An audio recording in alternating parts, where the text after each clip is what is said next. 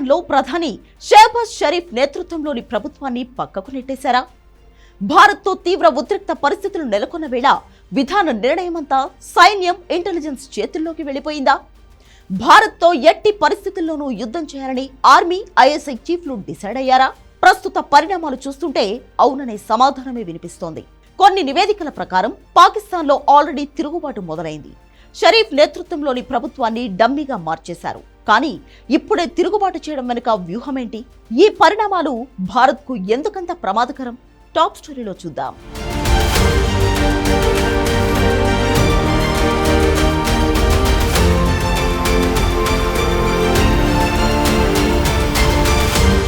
బలహీన ప్రధానిగా పేరు తెచ్చుకున్న షహబాజ్ మొదటి నుంచి సైన్యం చెప్పు చేతల్లోనే ఉన్నారు.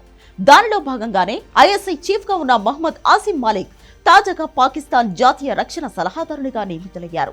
మాలిక్ పాకిస్తాన్ 10వ ఎన్ఎస్ఏ కాగా ఐఎస్ఐ చీఫ్ గా బాధ్యతలు నిర్వహిస్తున్న వ్యక్తికి ఈ పదవి కట్టబెట్టడం, ఒకేసారి 2 ప్రధాన పదవులకు ఒకే వ్యక్తిని నియమించడం ఇదే తొలిసారి. మాలిక్ ఐఎస్ఐ డీజీగా 2024 అక్టోబర్లో నియమితులయ్యారు.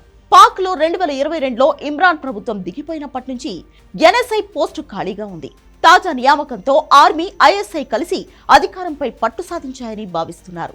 అంతేకాదు, షరీఫ్ మంత్రులు మీడియా ముందు ఆసిమ్ మునీర్ రాసిన స్క్రిప్ట్లని చదువుతున్నారు. పాక్ ఉప ప్రధాని ఇషాక్ దార్ సైనిక అధికారులతో కలిసి విలేకరుల సమావేశం నిర్వహించారు. ఆ సమయంలో జర్నలిస్టులు అడిగిన ప్రశ్నకు సైనిక అధికారి ఇచ్చిన స్లిప్లో ఉన్న సమాచారాన్ని చదివాడు. పాక్ ప్రభుత్వం సైనిక ఆధీనంలోకి వెళ్లిందని చెప్పడానికి ఇదే ఉదాహరణ.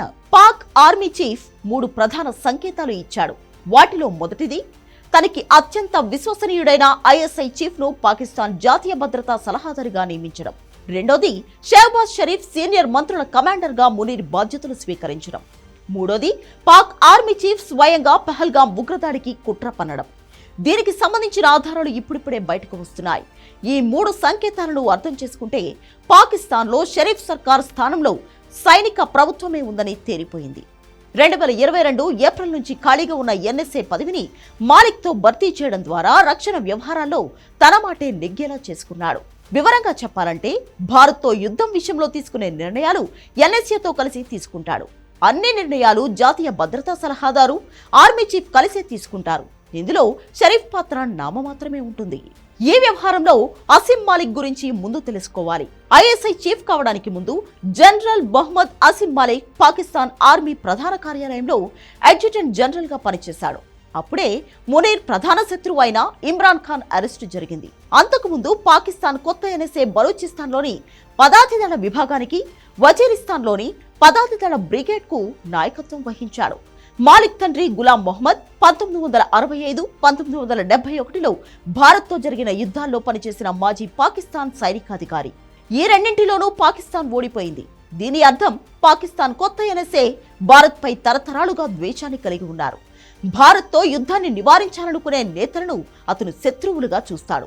సో ఒక ప్లాన్ ప్రకారమే ఆసిమ్ మునీర్, ఆసిమ్ మాలిక్ కలిసి షరీఫ్ ప్రభుత్వాన్ని పక్కన పెట్టినట్లు కనిపిస్తోంది. జాతీయ భద్రతా సలహాదారు నియామకంతో పాకిస్తాన్లో అన్ని అధికార కేంద్రాలు ఇప్పుడు మునీర్ నియంత్రణలోనికి వచ్చాయి. షహబాజ్ షరీఫ్ పూర్తిగా బలహీనపడ్డాడు. జనరల్ మునీర్ ఉగ్రవాదాన్ని తిరుగుబాటుకు ఆయుధంగా ఉపయోగించాడు. పహల్గాం దాడి తర్వాత ప్రపంచమంతా మునీర్ను ఉగ్రవాది అని పిలుస్తోంది. మునీర్ను పెంటగాన్ మాజీ అధికారి మైఖేల్ రూబెన్, ఒసామా బిన్ లాడెన్తో పోల్చారంటేనే అతడు ఎంత కిరాతకుడో అర్థం చేసుకోవచ్చు.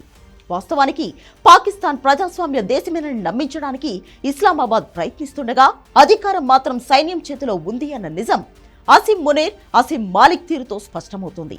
ఒక రకంగా ఈ పరిణామాలు భారత్కు అంత మంచివి కావు. ఎందుకంటే తీవ్ర ఉద్రిక్తతలు నెలకొన్న ఇలాంటి సమయంలో ప్రభుత్వానికి బదులు ఆర్మీ నిర్ణయాలు తీసుకుంటే పరిణామాలు దారుణంగా మారుతాయి. అందులోనూ ఇద్దరు భారత వ్యతిరేకులు ఒకటైతే అది అణు యుద్ధానికి దారితీసినా ఆశ్చర్యపోవలసిన అవసరం లేదు. కాబట్టి ఆ దేశంలో జరుగుతున్న పరిణామాలకు తగ్గట్టుగా మనము వ్యూహాలు చేయక తప్పదు. ఇంకాస్త వివరంగా చెప్పాలంటే ఉగ్రదేశంతో భీకర యుద్ధానికి సిద్ధం కావలసిన సమయం వచ్చింది.